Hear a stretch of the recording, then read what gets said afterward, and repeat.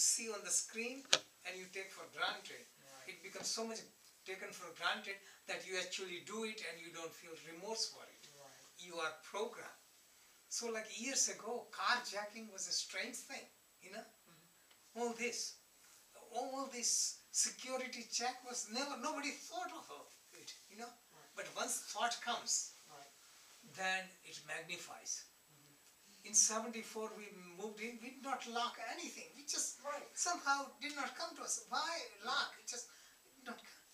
But then something happens, and then somebody wants to sell security security Right, system. right. That makes you, somebody can come through the window. Then you think about, somebody can come Yeah, through. all the alarm, all the windows up Yeah. to the alarm, right? So that mental insecurity, and this is what happens. Because violence was there, thousands of years ago, Right. because they had nothing, they beat each other. They got piece of wood, they hit each other. Then the swords came, then the arrows came, Right. and then cannons came, And then the guns. and the guns, and nuclear thing, Right. and So biological thing. it's really not this object that's killing you. It's the mental. Because Yes. one of the only thing I could say, and both of my students, they agreed. And I said, well, wait a minute now. The Connecticut thing happened, and then the Massachusetts thing with the bombs. And I said, well, you can't just blame the gun. You have the bombs. You have baseball bats. You have knives in your home. There's a million things you can harm a person with. It's got to be. Yes. So would you call that their sanskara? Is that part of their... Sanskara or exposure to wrong kind of thinking, and all this availability. See, like you have violence, but you don't have anything. How about in the Bhagavad Gita where it says, what was the guy's name in there? Lord Krishna says. Krishna.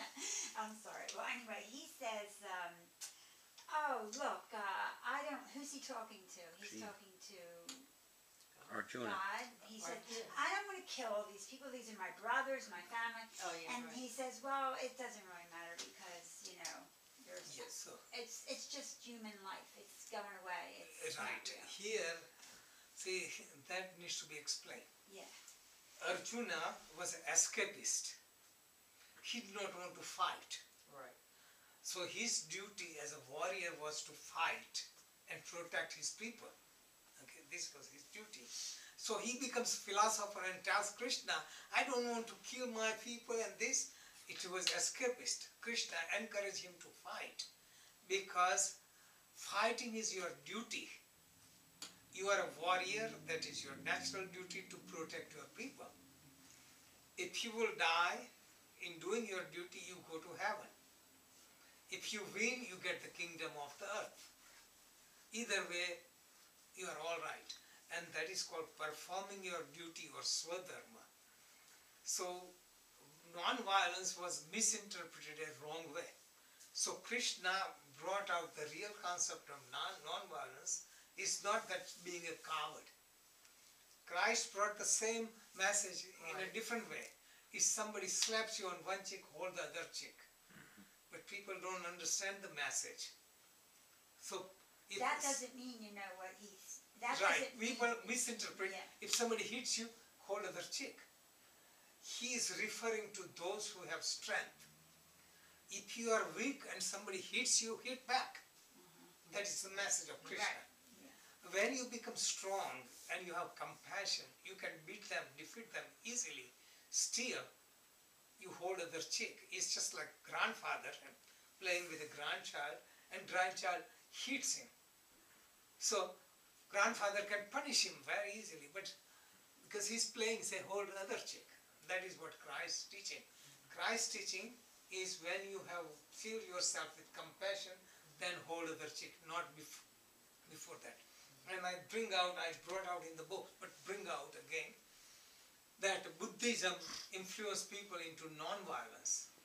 And then Shankaracharya came, and they believed the world is illusion, So they become escapist. So India went backward into material progress. because of this philosophy. Mayavadi, they call Mayavadi. They went backward. So they did not do invention, material comfort. We have to die anyway. Why, just eat a bread and die instead of struggling. West went other way, like progress. They become so coward when Middle East, all the Mughals came from Himalayas, and they started raping the women, breaking the temples, destroying everything. They kept on worshiping, God, Lord Shiva, save us, save us. So they were escapists. So Krishna's message, fight, this way. Right. So that is where Guru Gobind Singh established Sikhism, and he brought dagger as one of the symbol of bravery. And he brought out different virtues and white turban. So Indian military has Sikhs mostly. They became brave people, and that saved Hinduism. So Hinduism was not being coward, because non-violence is not a weakness. Non-violence comes out of strength. So people don't understand. But this gets corrupt all the time. So, But that thing about turn the other cheek, they just did an archaeology study, and they found out that you got hit with the back of the person's hand if you were a lower person.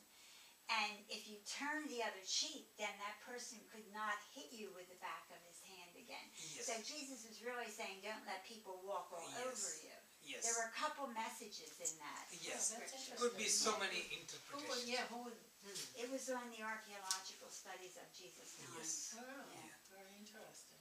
Okay. So my question now, I'm gonna just go back to what I had said earlier this Yeah. morning then, when my friends want me to buy a gun. And I said, no, I'm not going to do that, because if somebody's gonna come to my back door with a gun, because you've been in my home, Shanti, I have no curtains, nothing, I have no Yes. window coverings on my windows, because I live in a very beautiful space with lots of nature, and I don't have a Chinaman's chance to get up off my couch to go get a gun somewhere. And I don't know, Yes. so should I be able to defend myself? Should I be brave? I don't know if that's But brave. this is individual thing where we stand. See, this is my answer, wherever you stand. But in generally speaking, violence we create, fear we create. If you are afraid of violence, you are attracting violence. Oh, I'm not afraid. I'm not afraid Then to die. why- And where did I learn that? Right here, the very first session I ever came to you. Very Yes. first time. So, No fear of dying at all. so this is what all the great spiritual masters did. There were robbers, they want to rob them. And first thing that startled them, go ahead. I told the story earlier. Yes, You cannot kill me. right. And everyone, when robber is fierce and kills everyone, he went to Buddha, and he was called Angulimal. All he did, he was a robber, he collected finger from each victim and made a garland. Oh. And there were 99, and his Oh. score was to be 100, and Buddha was the 100th victim. I In the didn't hair, know right? that. You're the 100th one.